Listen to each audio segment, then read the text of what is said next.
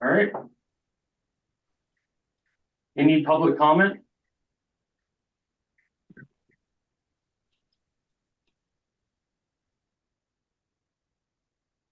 It's none. Thank you. Any additions or deletions to the agenda?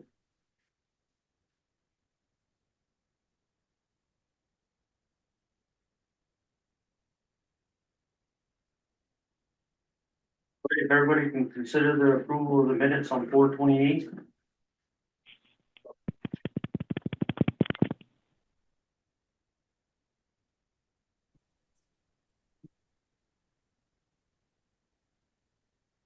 Anybody have anything? This is Josh, move to approve.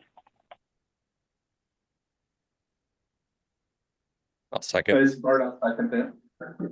Any more discussion? All those in favor? Aye. Aye. Aye. I'll abstain. Matt, Didn't- aye. Mike Lohner's Josh. abstaining. Josh, aye. Okay, thank you.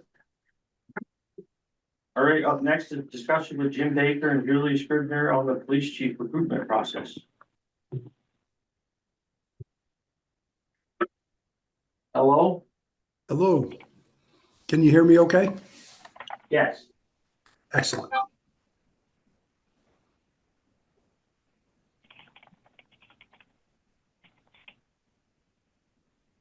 You want to just introduce yourself, Jim?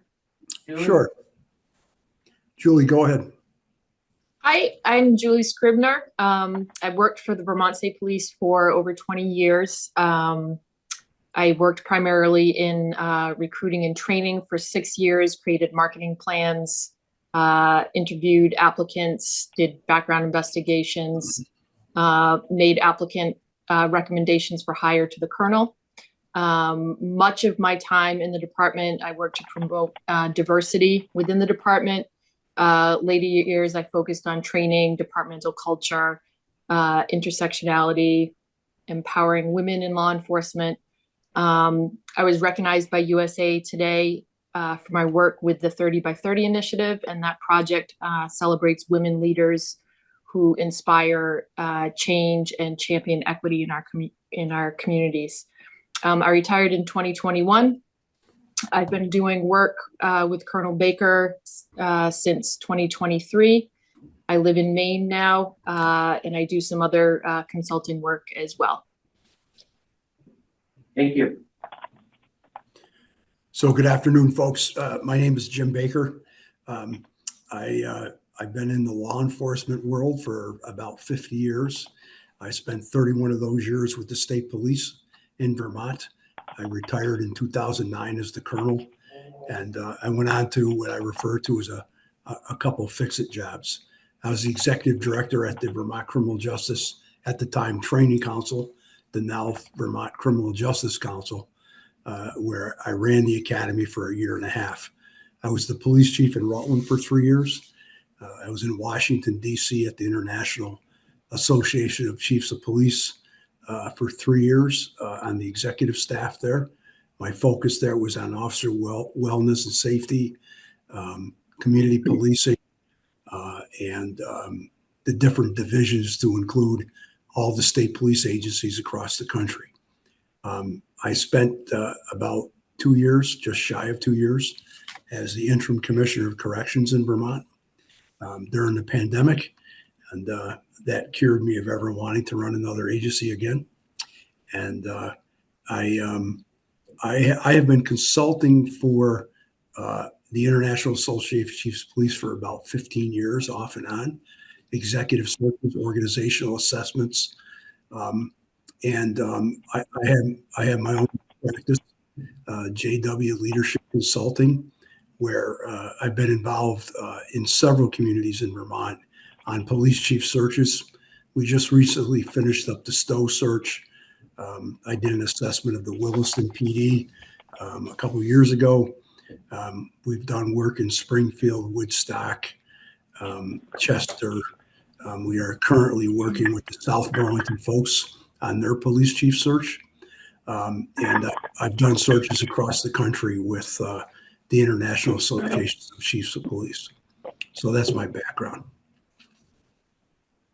So I'm sure Todd or Josh has let you know what we're looking for. Yes.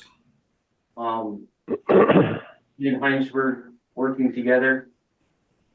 So what's your suggestions?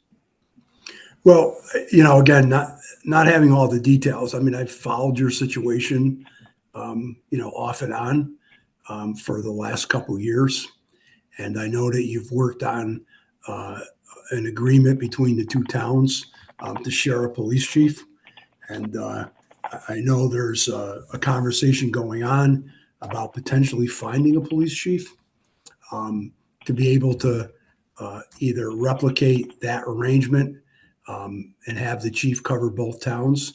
I'm not sure that's a good idea with the current staffing that you have. And I also would caution you that going out for a police chief search right now, let's just say that you're looking at one chief to serve both communities, is going to be very, very difficult. In the searches that we're doing, the pool of candidates are very thin. And I suspect because of the instability of staff, both in Hinesburg and Richmond, you're going to have a real hard time finding a police chief. That's just my gut. I could be wrong. There's a lot of open positions in the Northeast, a lot of open positions across the country. And our experience has been over the last year and a half doing searches that the candidate pool is pretty thin. And I think your focus should be on potentially bringing in an interim chief and or an administrator to help you finalize some type of more formalized agreement, either on merging the police departments or how you're going to have one person supervise both departments. I think it would be almost a fool's errand right now to think that you would find a qualified candidate that's got experience that would step in to be willing to run two police departments that are seriously understaffed. So that's my opinion. It's not great news. Josh, hi, are you orchestrating the meeting, Josh, if I may ask a question? Actually, I'm not the chair. It's, sorry, Dennis is the chair. Question. I think it's Dennis, right? I have a question for Jim. Sure. Jim, I'm sorry, I missed the opening. And would you just give me a 2-second who you are and what your expertise is, please? Sure. 50 years in law enforcement in Vermont. I was the 31 years as the state police, 3 years as the chief in Rutland. I ran the police academy, worked in Washington. I was the interim commissioner of corrections. And between that, I've run a consulting practice. Thank you.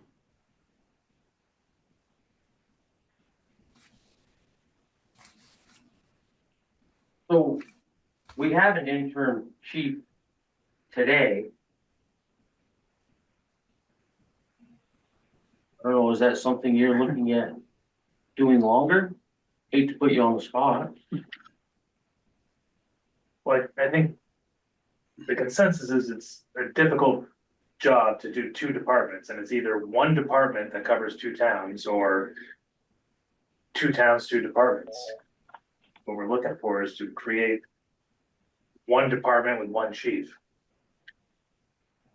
Here's an example, just trying to get, as chief of Richmond, just trying to get the ability to approve cases made by Richmond officers has taken approximately 8 to 12 hours of sitting side by side with a computer guy, the two of us working together in order to get that happening.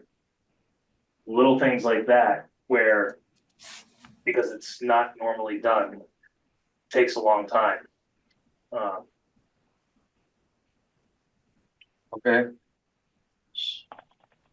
Well, it seems to me your suggestion is figure out what we're planning on doing long-term before we hire a permanent chief.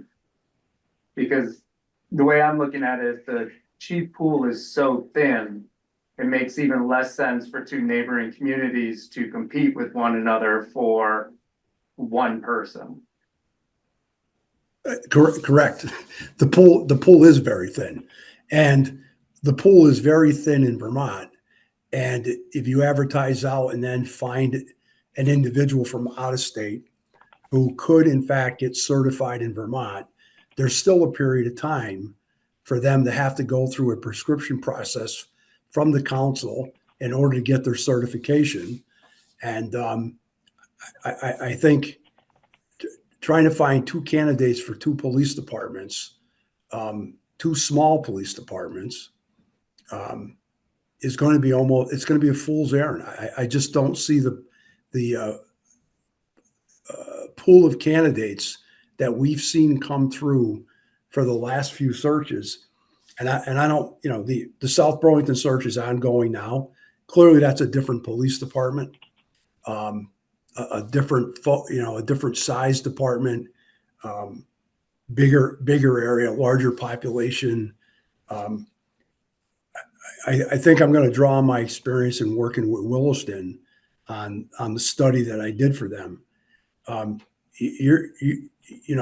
don't get up that way often. I live in the southern part of the state, but Hinesburg is growing. And if you look now to try to hire as if you're hiring a chief under the circumstances right now, your community is changing. I think a long-term planning process to try to figure out what you all really want before you go hire somebody, because they're going to want some clear expectation of, okay, where do you want me to take the department? And when you're trying to answer to two select boards, two different communities, two different departments, I mean, I just heard the interim chief talk about trying to get reports approved from a different department, different policies. It's very difficult. And I don't see many scenarios where you could find someone who would be interested in stepping into that right now.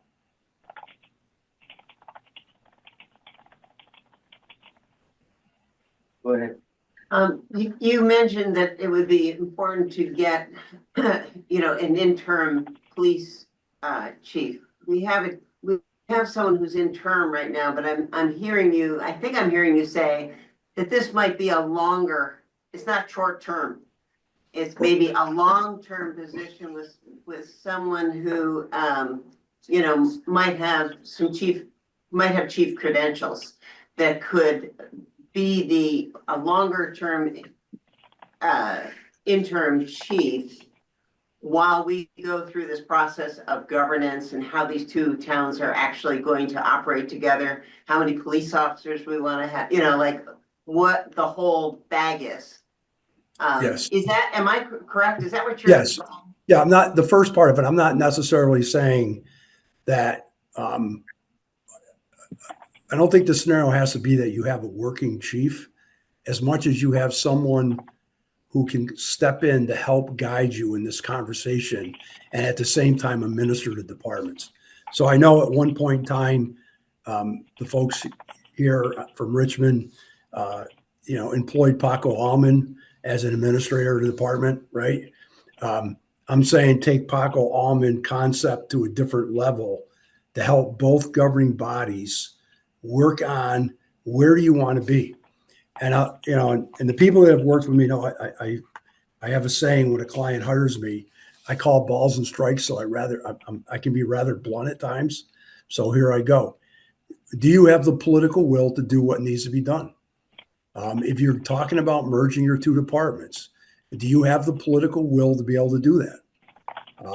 And I don't think anyone's going to want to it's going to be interested in getting involved in going through a process if there isn't political will to make something happen that finally stabilizes your situation. I mean, I don't know how long this has been going on, but it's clearly been going on for a while. And it's not working. And I'm a big advocate for regionalization. I'm a big advocate for starting to merge some of these departments in the state. Every time I do an assessment of an agency, the last part of my report talks about looking at regionalization. 2 chiefs, 2 policies, 2 different cruisers, 2 different uniforms, 2 different guns, 2 different legal counsel. It does not make any sense in small departments to try to constantly chase down a police chief who comes and stays for a couple years, moves on, and you find yourself back to where you were. So I think it's going to take, my suggestion to you is having an agreement and the political will to move forward. I hope I answered. For what it's worth, this is Bart Hill. So most of what you said, I've been saying for the last like 5 years, 6 years, 8 years, for a while. And I think the devil, if you will, is in the details. So, Sure. you know, we've had short conversations. Does Richmond like eliminate its department and contract with Hinesburg? That's the most facile approach. We just do that. Although it's my view that requires endorsement by the voters because of the politics of that, and including the fact that we not that long ago passed a town budget with a police department and specific positions. Like that's what we put out to the voters. And then, you know, at the regional level, I was involved in a distant way around the dispatch issues from the Regional Planning Commission perspective. And frankly, somewhat disappointed that didn't turn out to be the point of the spear for us in terms of additional things to follow. That put aside, there's still this question of how we would do this moving forward. And frankly, probably 10 years ago, I posed the question of how many chiefs of whatever does Chittenden County need, whether it's police, fire department, whatever, just in terms of scale, economy of scale and efficiency. So I think there's a willingness to move forward from the Richmond side. It's just, how do we do it and what's the detail? What's the path forward? What do we want? How do we get there? And the way I think about that is reverse engineer from what's our desired end state and how do we get to that? Right. And again, I'm not, my comments are void of things such as your charters. What do your charters say? What do you have to do legally to either disband or combine a department? I have no insight into that, right, sitting here right now. But with that said, it goes back to my point that I made about bringing someone on that can work with both boards to start shepherding this process forward. And you're right. I followed in my state police days. I worked a lot on communication issues. When 911 was rolling out, I was heavily involved in that. I followed the Chittenden Regional Dispatch conversation. To use an analogy, you got to the altar and then it fell apart.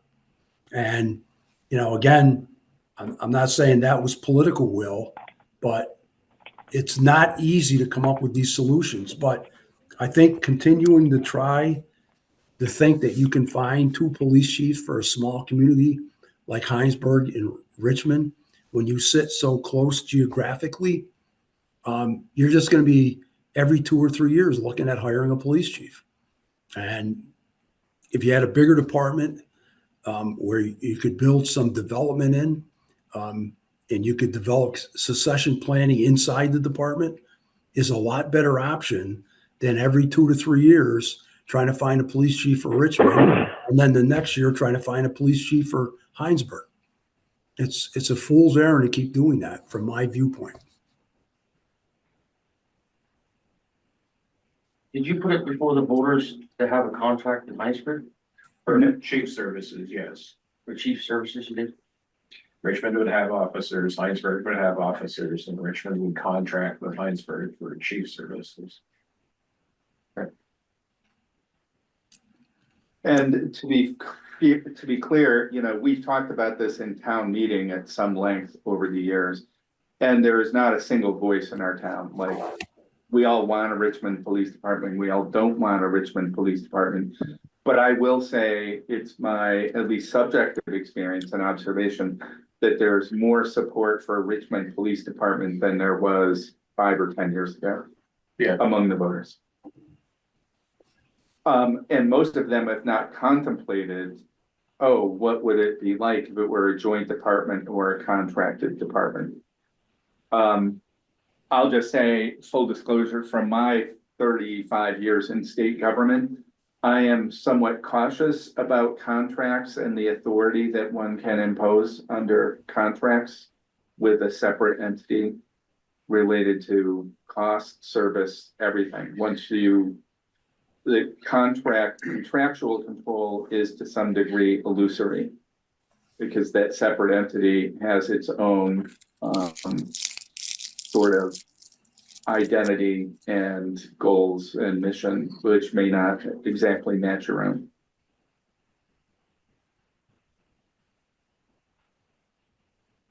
Jim, this is David. Just so we're clear, we were thinking of hiring one chief for both departments. So it'd be one chief, not 2 chiefs.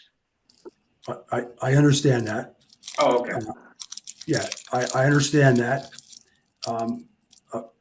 I was making the point that if you decided that you didn't want to Oh, okay. Yeah. have one chief and you got 2 chiefs, but let me go back to the 1 chief scenario. I still think you're going to have a hard time finding folks that have experience under now asking them to oversee 2 departments that are understaffed. And, and I agree. Sorry, I didn't get your name. The last David. person, David, I agree with you about contracts. Going back to my state police experience where state police used to contract with towns, it's just many times it's not clear role definition about how things are going to go, and conflicts come up, and I just don't know if that's a good way to do business. I would be hesitant to do that. So, Dennis, sorry to interpret the conversation here. This is Bart again. And David's probably heard me say this before. I sometimes use metaphors. So the movie When Harry Met Sally, the transitional girlfriend, that's what we're talking about here. We want the transitional girlfriend to get us from the current state to a future state. And I think that's what you're suggesting, perhaps, Jim, is overtly say we want an interim person to help design the future state and get us there. And I think part of your point there is that may be a different pool of people who are looking for the transitional girlfriend role versus the permanent wife role. Yeah, I guess you're more creative than I am, sir. That is what I'm saying, is that, and it may not necessarily have to be a working chief. It could be somebody that helps administer the departments, and then helps you design where you're going based upon, what do the communities want? And, I hear what you're saying, that, people have said, did you say Richmond? Right. Richmond. Yes. People are supportive, what do they want? And what do you think, reverse engineering is a great way of putting it. What do you want the end product to look like, and start working backwards to build that? Now, would there be some folks that I think are out there that would be interested in doing something like that? I believe so, but still the candidate pool is not real deep even in that area. So the thought could be we would have a working interim chief. And then maybe more of like an administrative consultant with law enforcement background who helps us build the ship. Yeah, and I think help you frame out, and work through the issues that come up.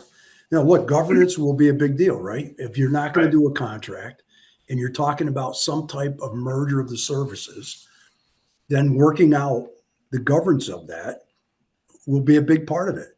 there are models around. Julie shared with me, as she shared with you, she lives in Maine. Maine's, a lot of the New England states with small departments, are facing the same issues. And Julie shared with me last week, two towns that are starting to look at it in Maine. I live in the southern part of the state. I live in Arlington, right on the New York border. And a number of years ago, the Cambridge, New York Police Department merged with the Greenwich, New York Police Department. And, they have a governance body in place to deal with that. And from at least a distance, it appears to work fairly well. They've been at it probably, I would say, 10 to 12 years.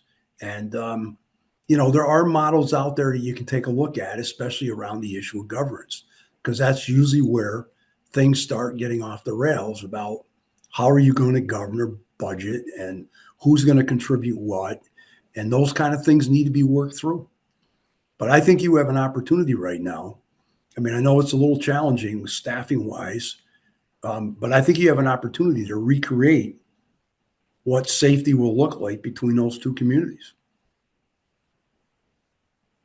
Josh? Jim, so it sounds like, would you be advising more towards like a union municipal district than a contractual arrangement? I would. But that's, again, Josh, that's my opinion, right? I just think contracts get messy. I think they get messy and they expire, and if you can't come to an agreement again, now you're back to where you started. I mean, what I'm really advocating for is that you think about a long-term solution to the situation that both towns have faced.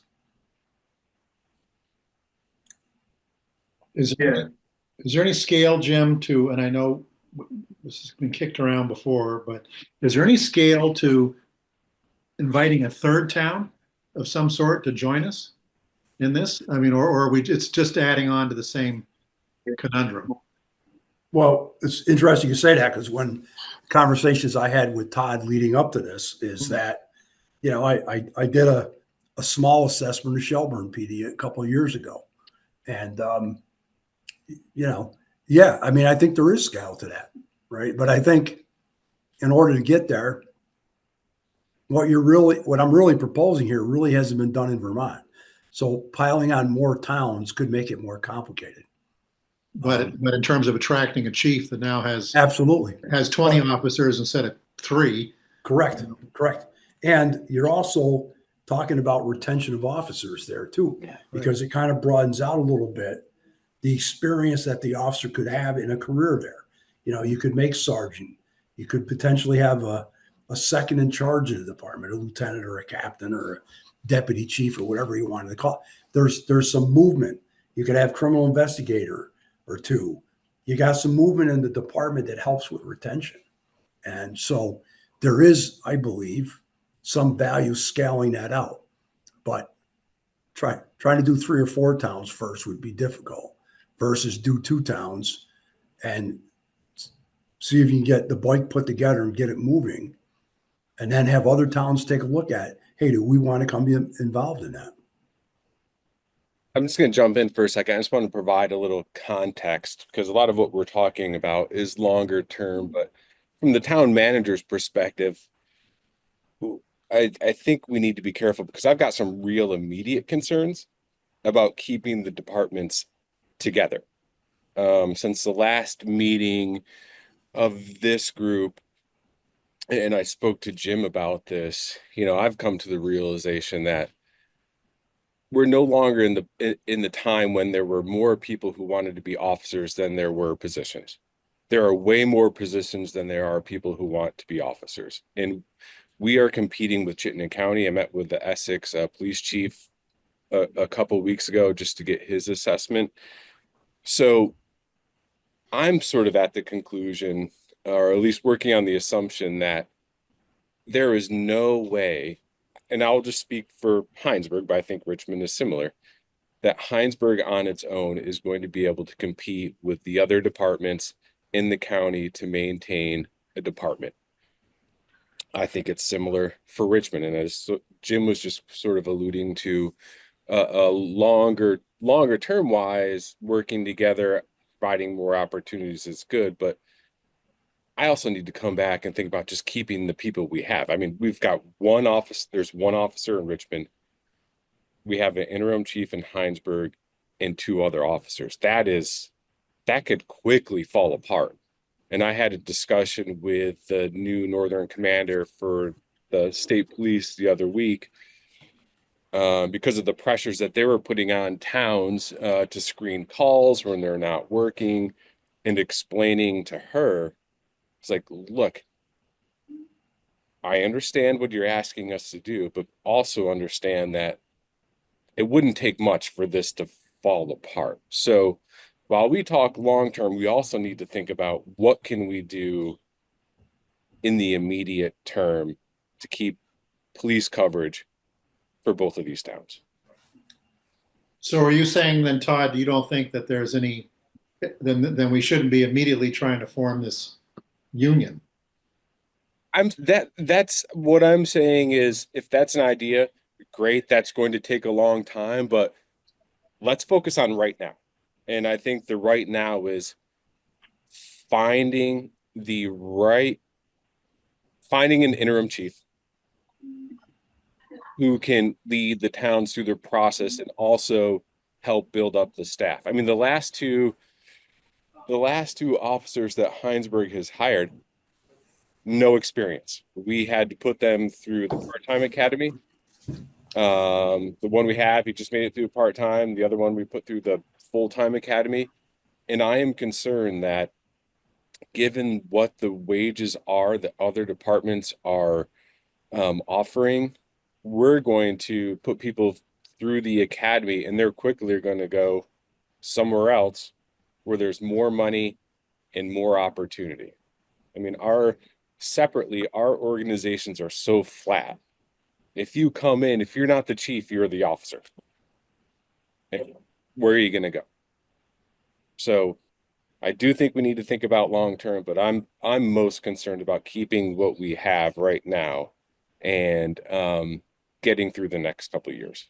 So so if I piggyback on what Jim said, and we've talked about the economy of scale, we're having opportunity for officers to be promoted and stay within a department rank. I don't know how you're going to do it, Todd. I mean, I trust me, that's the Rubik's Cube that I cannot solve. Because again, it would be like you're trying to hold it together right now, which I commend you for. Jim's talking about a longer term plan in which to build up a force where you have a chief that has multiple jurisdictions under a contract or a union, but has 20 officers with a higher pay scale maybe, and opportunity, as you said, Jim, to be detective or whatever it might be down the road. So I'm glad I'm not Hinesburg town manager. Thank you. I mean, I think at this point, I think what we need to do, and we need to figure out how to do it, is look for a longer term interim chief, like ASAP. Someone who's willing to come in and be that transitional force and have a lot of leadership, because it's going to take a lot of leadership to figure this out. I guess where are they coming from, Todd? Because again, I hear Jim saying, they aren't out there. And so Brett, I think it's a different, what Todd's describing is sort of, I mean, I was talking about the long-term piece, but when Todd and I spoke about this, Todd's talking along the lines of what we talked about. I think, and I'm not saying this person's out there, but bringing in an interim person with experience, with a reputation, could enhance your ability to bring some officers on. Because again, people want to come work for effective leaders. And right now you've got it glued together. And at the same time that person's trying to rebuild the department, they could also be working with both communities on a long-term vision. They're not there. They don't want to be the chief forever. They don't want to be the chief for even 5 years. They want, is there somebody out there that just comes to forefront of my mind right now? No, but I think you got a better chance looking around for someone like that that can help stabilize, as Todd said.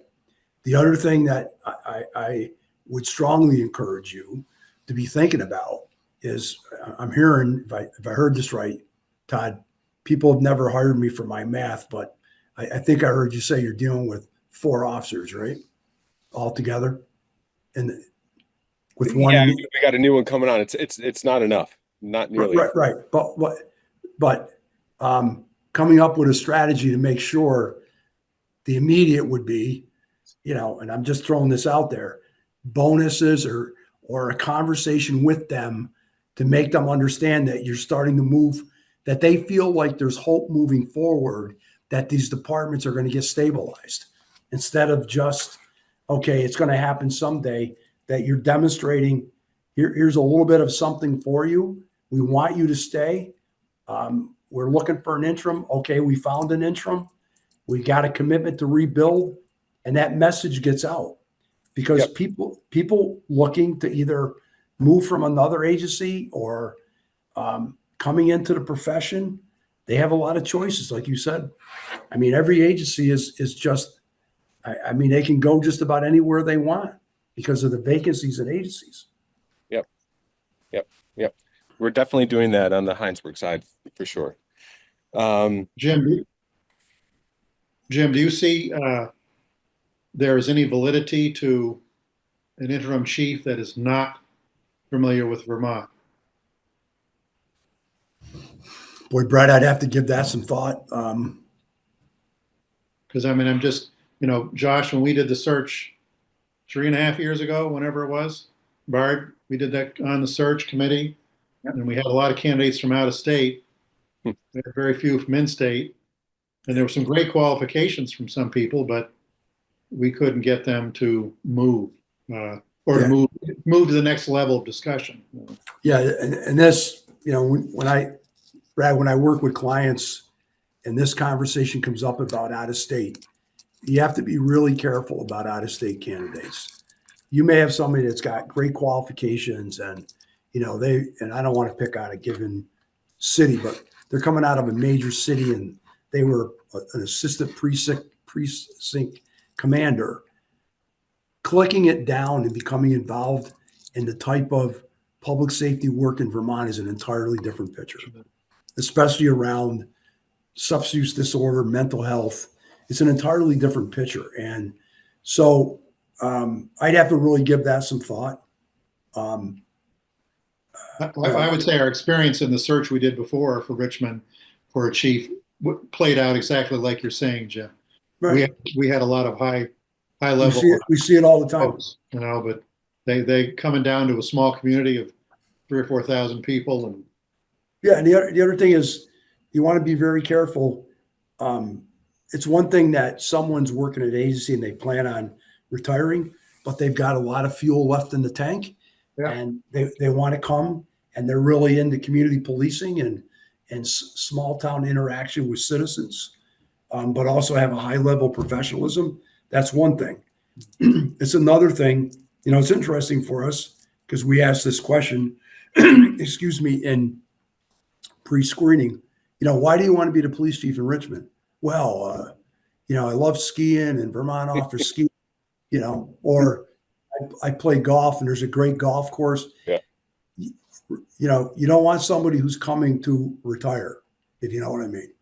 No, I think, Jim, that you're hitting on it. I think what we would want, ideally in an interim is someone who wants to put a feather in their cap and accomplish something, pretty significant, not just come here for skiing or whatever. Someone who really wants to get the job done and sees it as a challenge and is willing to take it on.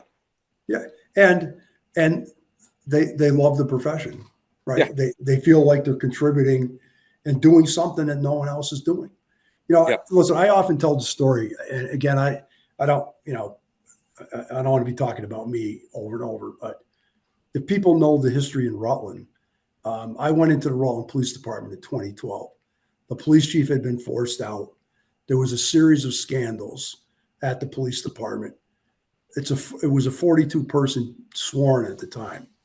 there were 11 vacancies, 3 people out on suspension under investigation, and someone on long-term disability, workman's comp, excuse me. And, we had to rebuild that police department that had a very bad reputation. And people came to work for us who took significant cuts in pay because we designed a strategy around community policing. And the sell was, listen, if you come here, you're going to do something no other agency's doing in the state. And that's how we brought people onto the police department to rebuild it. And did we fill all the vacancies? No, but we stabilized the department. And to your point, Todd, I think someone could develop a very powerful message about what's about ready to happen between Hinesburg and Richmond, which will draw the interest of people who are interested in doing community policing work. So Jim, to that point, I don't really mean to put you on the spot, but going to the kind of the immediacy I talked about earlier is you assisting the town in looking for a longer term interim chief, something you'd be interested in, and you don't need to answer right now. And if so, I think it would be great to get a proposal because I would like to get this process going sooner rather than later. Yeah. So I don't want to commit to that right now, Todd, but I will tell you. I'm not going to ask you to. No, I will tell you that Julie and I have spoken about this. We're just wrapping up. We're just wrapping up an assessment of another agency in Northern Vermont, which is going to free up some of Julie's time. I'm committed to another 6-month project out of state where I am right now. Yeah. But Julie and I will talk a little bit more about that and have a conversation and get back to you as the point of contact. I do think, and I have to be clear, if I committed my firm to it, Julie would be doing the majority of the work. That's totally fine. I just, I think, and like I said, I didn't want to put you in the spot. We came in this very quickly with you. Obviously, understand you have other things going on. You're not been sitting around waiting for us to contact you. So I think it's the point is I just want to get moving because I want to keep our police department staffed and hopefully get them staffed up more. Yeah, I can get back to you by the end of the week, Todd. Thank you. I'd appreciate that. And quick question, could we get a hiring update? Are we having any luck getting applicants for open positions or? Yeah, for officers, sorry. Yeah, so for Hinesburg, we hired someone the beginning of March. They made it through the part-time academy. So now they're in FTO to get their part-time certification. And it's probably not obvious to you, but trying to train someone when you have an interim chief and 2 other officers is not easy because you need to provide oversight for that person. So we're trying to get them to the point where they get through their FTO and get to part-time certified, and then would be looking at potentially sending them to the Winter Academy of 2026.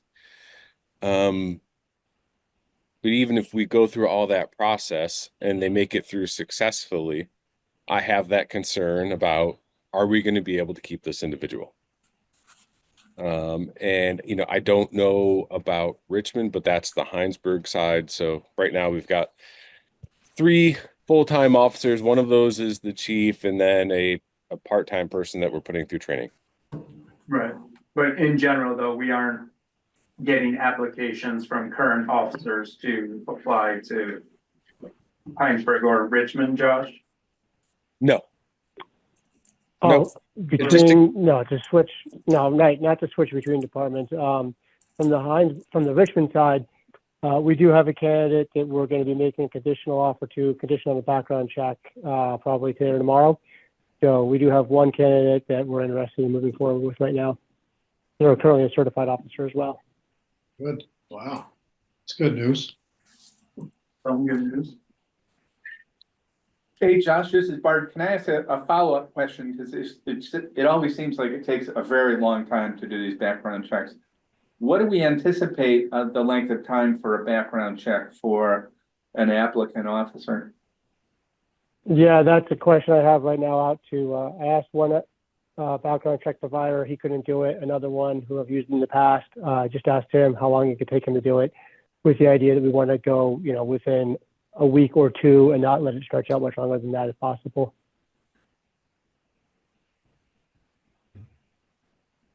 So Todd, you talked to the state police. What would it take to get them to help us in the interim till we? I know you always say they won't, but.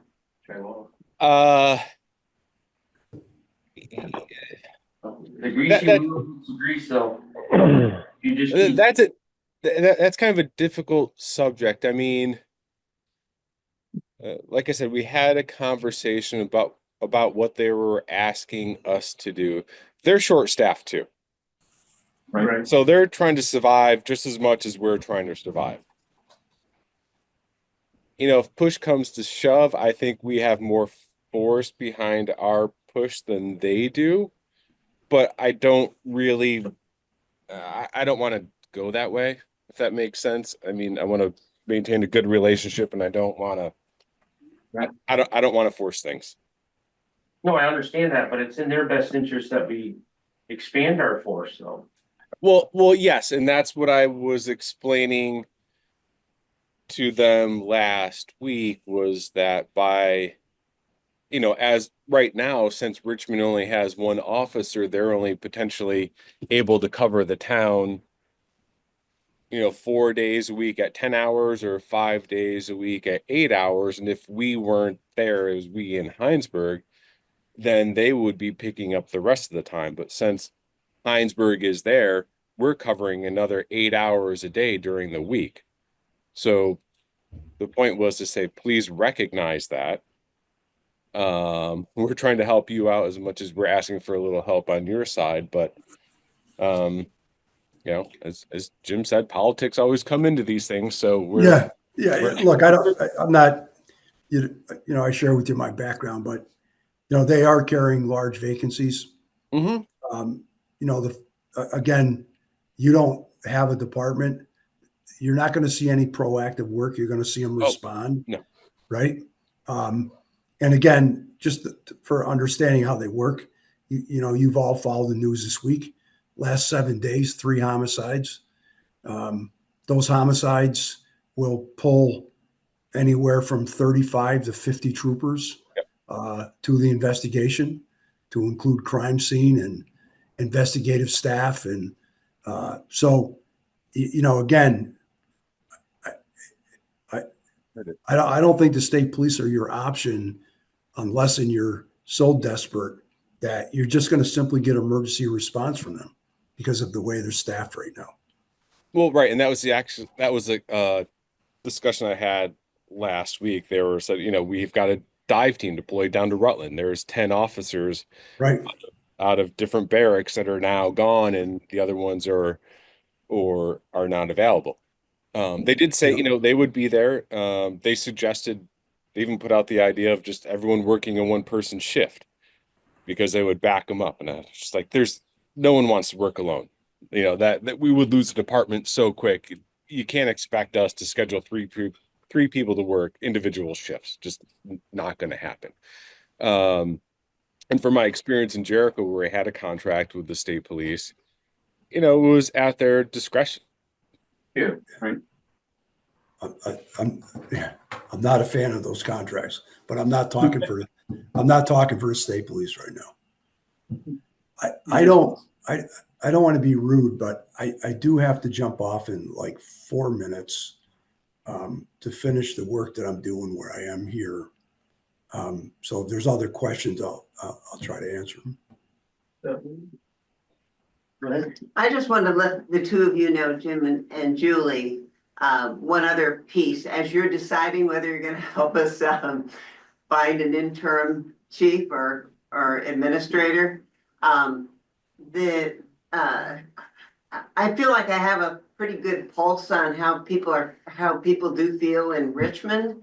And Richmond has been extremely happy with having the Hinesburg police and chief and the Richmond go back and forth. People definitely seem to want this arrangement, that they would like a joint chief. They would like us to have shared. We know that we're going to get better coverage if we've got a police officer from Richmond on and a Hinesburg officer on at the same time. We've got two people on, which we haven't had it many times. So we're going to have better policing. People know that. We've been really excited about the Hinesburg police. They really have a wonderful approach to community policing. So I just want you to know that there's a lot of positive things here, and just throw that out into your.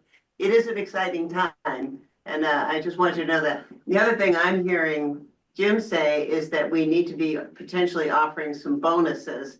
Not quite sure what that looks like from your point of view, to hold, let our officers know that we appreciate them and we'd like them to stay during this time and where we're going. Yeah, in a very open conversation with them, right? Listening to what their concerns are, giving them some hope that there is a bigger conversation going on as to where you're moving to. I mean, I think the bonuses, yes. I don't know what that dollar figure would be. I mean, I don't know. But I do think, listening very closely to what their concerns are. Yeah, I will say from the Hinesburg side, I've done what I think I can do to help retain them and pay attention to that. I'm not going to get into the details, but certainly aware of those thoughts. Todd, if it's okay, and folks, if it's okay, I'm gonna get off. Todd, Yeah, thank you. Julie and I Thanks, will. Jim. Julie and I will have a conversation, and I'll circle back with you. Sounds Todd, good. are you at the managers meeting in Manchester this week by any chance? I wish I could be, but I've got so much going on that. All right. Yeah. Okay. I'm there Thursday morning because Eric Gotcha. Wells, Okay. Eric Yeah. Wells asked me to sit on a panel discussion. So Yeah. Would have been nice to meet up with you in person. absolutely. I will circle back. Sounds good. Thanks, Jim. Thank you. And thank you, Julie. So Julie. given the fact that almost 4, so it sounds like our next step is the development of a job description. Kind of looking at an interim chief that will help us really create something new. Maybe if we can get maybe there's governance documents and everything we can get from that Cambridge, New York model that he was talking about as well, so that we could start taking a look at various models. Yep. And the interim chief could be someone that doesn't want to be permanent, just wants to transition. Yeah, I mean, I think we're Could be either. very intentionally looking for somebody who wants to build something successful, not necessarily lead it forever. But towns that have done it before, we should be looking at that. Good question. Just with the exception that the statutory and regulatory structure is really different by state. Of course. So New York, the concepts I think are sound, but how it actually plays out may be different. Hi, Bob Stafford from Richmond. If Jim Baker, in fact, is going to help these two committees, or this one committee, with the interim police chief's position, I would recommend that wait 4 days, see what his answer is, and have him craft the job description. Right, yeah. I'm just saying that that's probably our next step. Right, but have him do it. Because he has the experience to do it. With your approval. I think it's important for all of us to have ideas of what you would like to see in that job description.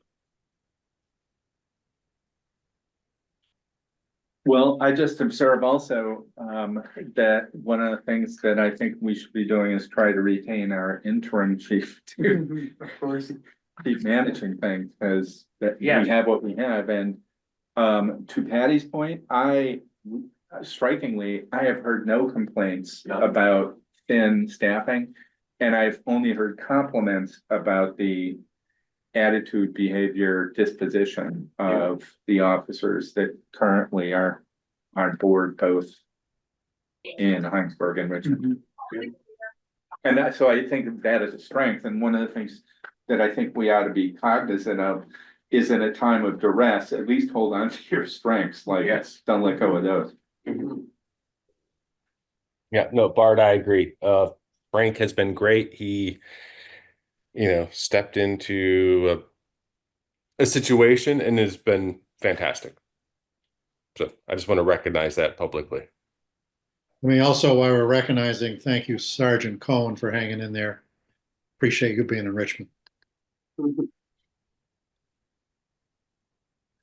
Okay, so it sounds like we could probably wrap this up. We'll, wait to hear from Jim, and, I think a game, if Jim isn't available to help with the search for an interim, which I totally understand, and we're going to be back looking at RFPs, or some other process to find a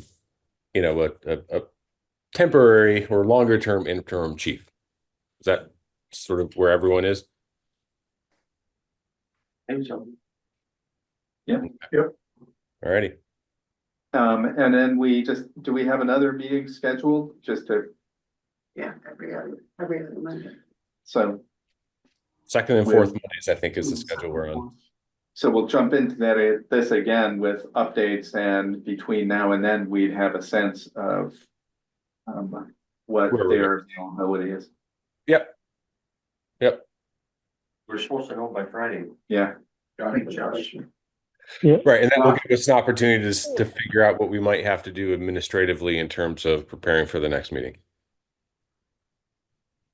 Fourth, And I just want to add one other thing that's related but not directly to what we just talked about. The current agreement between Hinesburg and Richmond for police services, I believe it expires about mid-June. So we should probably put that on this committee's agenda for next time, and maybe even a quick preview at next week's Richmond Select Board meeting, because I don't want to let it lapse. Right, yeah, thank you. Yeah, because I think, or I'll have to look. Yeah, I think it goes to the end of this fiscal year, is I think what we decided. Oh, no, I think you're right. So then we can probably meet in this committee, and then we would still have a little bit of time to go to our select boards. Yep. Josh, if it's every second, fourth, that's Memorial Day is the next meeting. Yeah, fair point. Shall we move that to Tuesday the 27th? Are people around then? Yes. If it's at 3, yes. Okay. You will be in Richmond this time? Yes, I think we'll just try to bounce back and forth. Yep.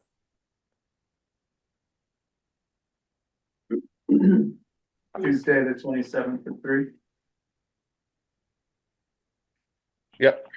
So, all right. Dennis, do you want to find out who iPhone is so that Josh can? Oh, also, the person that's the iPhone, can you put your first and last name so we can have it for attendance? He can't. It's my husband. He can't figure it out. What's your husband's name again? It's David Toscano. Oh, you get that, Josh? So is that Sarah Toscano in person and David Toscano on phone? Yes. Yes. Okay. Well, I guess while we're doing this, in the room, I saw Patty Brushett, Joy Dubin Grossman. We had Jim and Julie via Zoom, Michael Bissonette, Brad Wortham, Sarah Toscano, and David Toscano. Am I missing anybody? Bob Stafford's here too. Bob Stafford. Bob, you were quiet. I didn't see you. Thanks. So, Okay. All right. Well, thanks, everyone. Motion to adjourn. Second. second. Any discussion? All those in favor? Aye. Thank you. Take care, Thanks, everyone. Go enjoy the sun.